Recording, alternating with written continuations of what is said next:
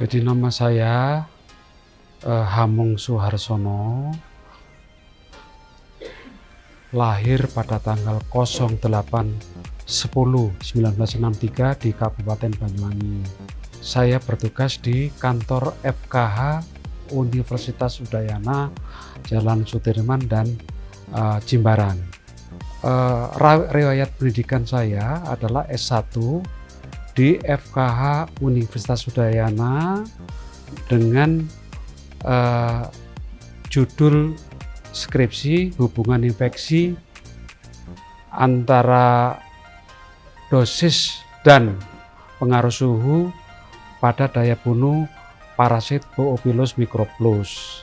Nah, sementara di S2 saya adalah di Fakultas Kedokteran Prodi Kedokteran Dasar Universitas Airlangga Surabaya dengan judul penelitian adalah hubungan infeksi Helicobacter pylori HA plus dengan peningkatan leukosit fibrinogen, perubahan hitung jenis leukosit dan perubahan inflamatorik pada aorta mencit atau musculus palpsi.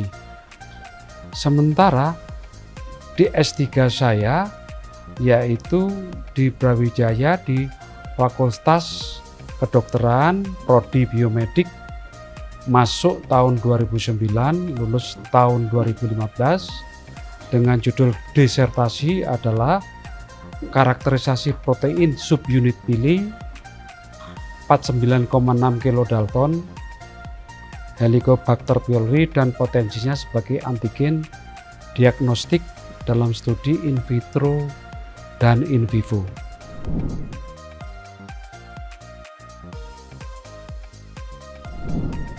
Orasi ilmiah ini merupakan satu esensi dari penelitian saya tentang kasus pada penyakit lambung di manusia ya. Nah, seperti kita ketahui bahwa penyakit lambung ini adalah merupakan penyakit yang sangat umum ya di masyarakat, baik di Indonesia maupun di dunia. Dan hal ini ditunjukkan oleh data secara global internasional. Menurut WHO bahwa secara data kurang lebih 30-50% yang memang terkena dari penyakit lambung atau gastritis ini. Nah, kemudian di Indonesia itu juga demikian ya. Jadi angkanya kurang lebihnya di situ ya. Ini tergantung variasinya berada di masing-masing provinsi. Nah, kalau kita pandang secara umum yaitu memang antara 30-40% yang ada di Indonesia. Kita bicara lokal yang ada di Bandung, yang ada di Jakarta dan ada di Denpasar, itu kurang lebih 35% di populasi yang ada di Denpasar. Nah, itu kira-kira ya. Sehingga mengapa saya harus menjawab dari penyakit lambung yang ada di dunia, di Indonesia maupun di lokal atau di daerah kabupaten kami, itu mengingat bahwa penyakit ini penyakit tingkat epidemiologinya sangat tinggi ya, dan ini khususnya yang terkait dengan penyakit lambung yang karena infeksi dari bakteri ya, karena secara umum gastritis itu banyak penyebabnya. Nah, saya hanya konsentrasi kepada penyakit yang akibat infeksi dari bakteri yang bisa terkontak langsung dari makanan. Nah, seperti itu. Nah, hal ini sudah dicurigai dan sudah dibuktikan bahwa penyakit lambung akibat infeksi dari namanya bakteri Helicobacter pylori ini berasosiasi, ada relevansinya dengan kanker lambung. Kalau yang gastritis yang lain saya kira tidak ada kaitannya dengan kanker lambung. Ini yang membahayakan. Nah, sehingga secara umum saat ini yang namanya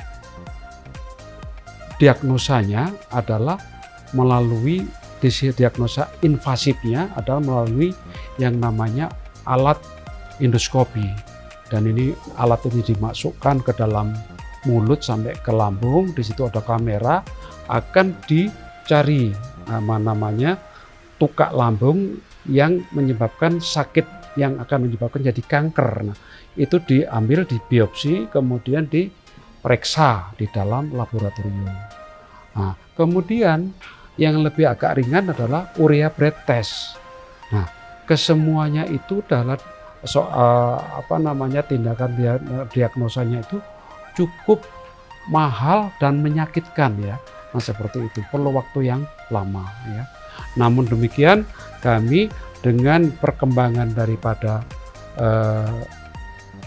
keilmuan diagnostik ini, dengan judul kami yang saya katakan karakterisasi daripada infeksi Helicobacter pylori yang kita temukan dengan berat molekul 49,6 kilodalton, maka kami juga bisa melakukan namanya uji serologis, yaitu dengan uji seroimmunotrografi, yaitu akan melihat dari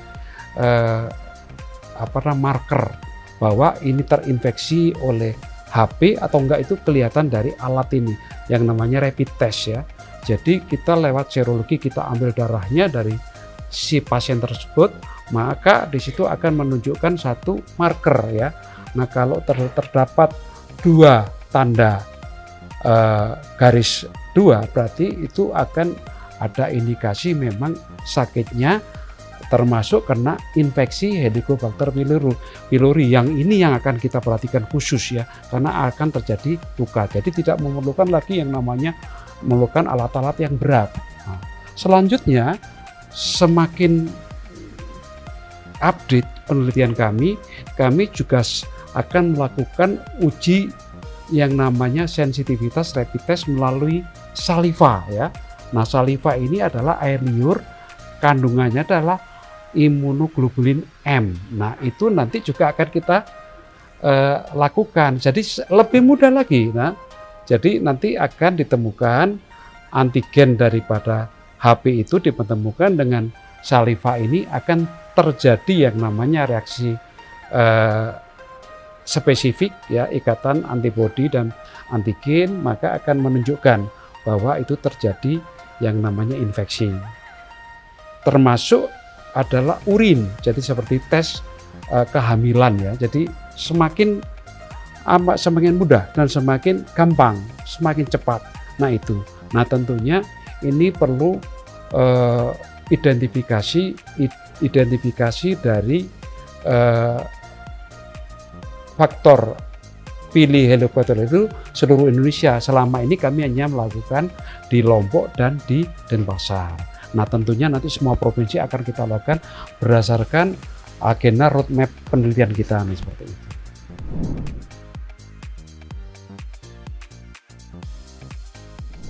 Ya, jadi manfaat bagi masyarakat ya, bahwa penelitian mengenai protein pili 49,6 kilodalton HB ini akan memberikan manfaat strategis ya, yaitu peningkatan kualitas layanan kesehatan masyarakat ya. Yang kedua, ini akan menjadi satu produk yang global ya. Nah, karena ini satu-satunya yang kita temukan di Indonesia, khususnya di Universitas Udayana ya. Dan ini akan bisa dipakai oleh rapid test oleh pasien di seluruh dunia ya. Sementara untuk identifikasi protein ini sebagai komponen antigen membuka peluang pengembangan metode diagnose, kemudian peluang pengembangannya metodenya lebih cepat, akurat dan terjangkau karena murah ya. Sehingga dengan demikian mendukung upaya penanganan gastrit kronis secara lebih efektif. Dan yang lebih penting lagi, itu akan dijadikan sebuah produk ya, yaitu di dalam pengembangan kandidat vaksin. Jadi nanti tidak pakai obat untuk penyakit lambung ini, nah seperti itu. Kita akan menemukan nanti vaksin, sehingga vaksin ini bisa dipakai oleh penderita gastritis yang memang secara valid dia memang menderita akibat infeksi daripada Helicobacter pylori. Nah, seperti itu.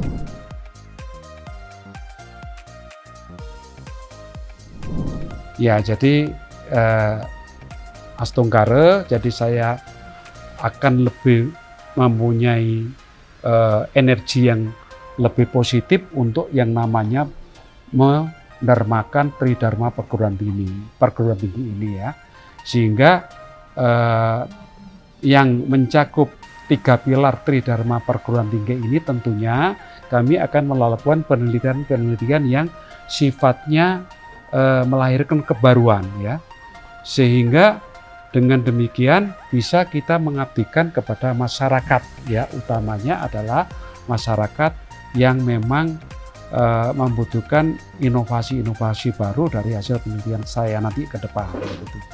Nah, komitmen akademik diarahkan pada pengembangan ilmu pengetahuan yang tidak berhenti pada tataran teoritis ya. Kita harus berbasis produk, jangan sampai nanti hanya teori tanpa ada sesuatu yang menukik kepada yang namanya produk ya. Nah, fokus utama pengembangan keilmuannya ditempatkan pada riset biomedik. Kebetulan saya, guru besar saya itu adalah memang di biomedik ya, yang berkelanjutan, berkolaboratif, berorientasi kepada kebutuhan nasional maupun internasional. Komitmen ini juga diwujudkan melalui upaya hilirisasi hasil penelitian menjadi inovasi diagnostik yang aplikatif, pembinaan kepada generasi muda, generasi penerus yang berintegritas serta menguatkan antar pendidikan. Penelitian dan pengabdian kepada masyarakat itu terus kita majukan ya, kita endorse ya, sehingga prinsip ini yang mendasari seluruh upaya bahwa keunggulan akademik harus diukur bukan hanya dengan produktivitas, publikasi, tetapi kontribusi nyata ilmu pengetahuan dalam meningkatkan kualitas hidup manusia. Itu saya kira ya, yang menjadi esensi atau core daripada komitmen kami, komitmen saya sebagai guru besar yang tentunya ini akan dikembangkan lewat dunia akademisi. Seperti itu. Demikian profil singkat saya maupun komitmen saya ke depan setelah dikukuhkan menjadi guru besar di Universitas Udayana ini, semoga menjadikan keilmuan saya ini menjadi bermanfaat untuk nusa dan bangsa. Saya kira itu.